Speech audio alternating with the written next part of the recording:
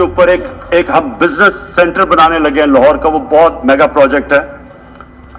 اور پھر تیسرا جو ہے ایک جزیرہ بنڈل آئلینڈ کراچی سے تھوڑے 1-2 کلومیٹر کے فاصلے پہ. ان سے یہ کیوں کرنے جا رہے ہیں؟ میں صرف لوگ سمجھے کہ کیوں. ایک تو یہ ہمارے شہر پھیلتے جا رہے ہیں, جتنا شہر پھیلتا جائے گا نہ آپ ان کو سیوریج دے سکتے ہیں, نہ پانی دے سکتے ہیں, نہ صفائی کر سکتے ہیں. تو جو دنیا کے ماڈرن سٹیز ہیں وہ اوپر جاتے ہیں, یعنی وہ بلڈنگ اوپر جاتی ہے, بجائے اگر آپ پھیلتے جائیں تو مشکل ہو جاتا ہے سرو کرنا. تو ایک تو ماڈرن سٹیز پہلی دفعہ بنا رہے ہیں پاکستان میں اسلام آباد کے بعد. ایک وہ راوی سٹی, وہ بہت ضروری ہے.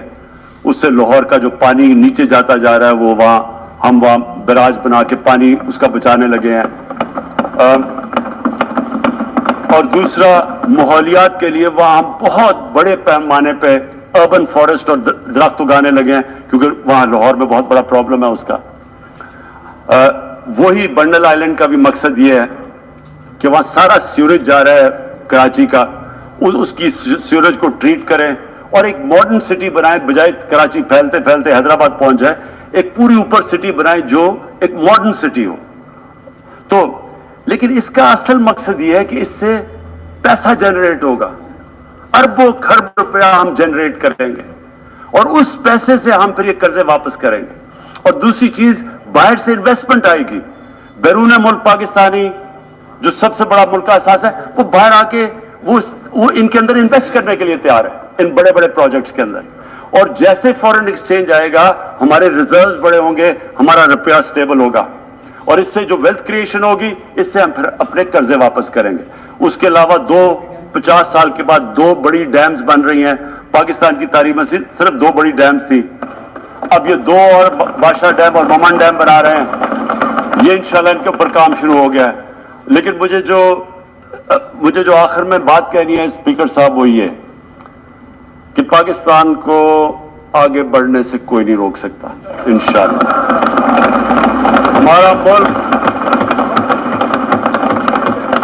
ہمارے ملک میں, کیونکہ میں شاید ہی لوگ اتنا اپنے ملک کو انہوں نے اس طرح دیکھا ہے جیسے میں نے سارا ملک پھیرا ہوا ہوں.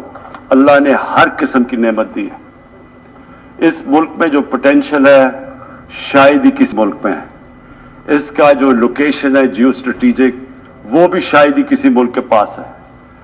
12 موسم اللہ نے دیے ہوئے ہیں, یہاں اوپر سے لے کے نیچے تک کچھ بھی اگا سکتے ہیں.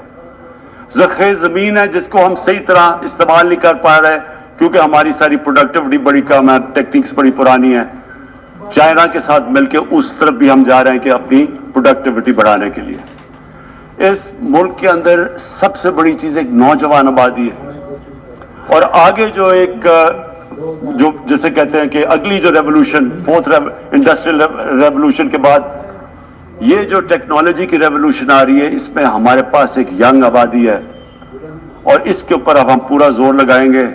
اور انشاءاللہ یہ جو ہماری آبادی ہے, یہی ایک ینگ آبادی پاکستان کو اٹھا دے گی اگر ہم ان کو صحیح معنی میں ٹیکنیکل ایجوکیشن دے دیں. جو میں الیکشن کمیشن, کیونکہ بڑے ناراض ہو گئے تھے کہ میں نے کہا وہ الیکشن کے اوپر میرے کامنٹس تھے, میں ان کو یہ کہہ دوں کہ ہم نے یہ فیصلہ کیا ہے الیکٹرل ریفارمز کا. ہم اب ٹیکنالوجی کے اوپر وہ جو EVM مشینز ہیں, الیکٹرانک مشینز لے کے آئیں گے.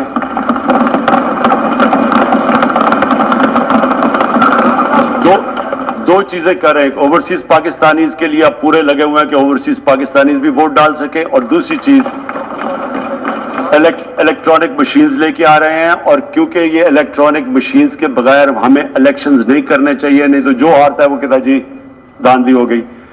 ہم نے اس طرح کا سسٹم لے کے آ رہے ہیں کہ امریکہ کے اندر جب ڈونلڈ ٹرمپ نے کہا کہ الیکشن میں دھاندلی ہوئی ہے, سارے انہوں نے جب الیکشن کھولا تو ایک بھی وہ نہیں ثابت کر سکے دھاندلی ہوئی, کیونکہ الیکٹرانک مشینز تھی, ان کے پاس وہ سسٹم تھا. انشاءاللہ وہ سسٹم لے کے آ رہے ہیں تاکہ ہمیشہ کے لیے آگے سے یہ چیز ختم ہو جائے کہ جو ہارا تھا وہ ہار مانے گا, جو جیتے گا وہ جیت. جس طرح کہ انشاءاللہ ہماری حکومت کرے گی, جس طرح کہ ایز کیپٹن پاکستان دنیا کی کرکٹ کی تاریخ میں پہلی دفعہ نیوٹرل امپائرز میں لے کے آیا تھا. بہت بہت شکریہ. 178 کی بھاری اکثریت سے اعتماد کا ووٹ حاصل کرنے کے بعد وزیر اعظم عمران خان قومی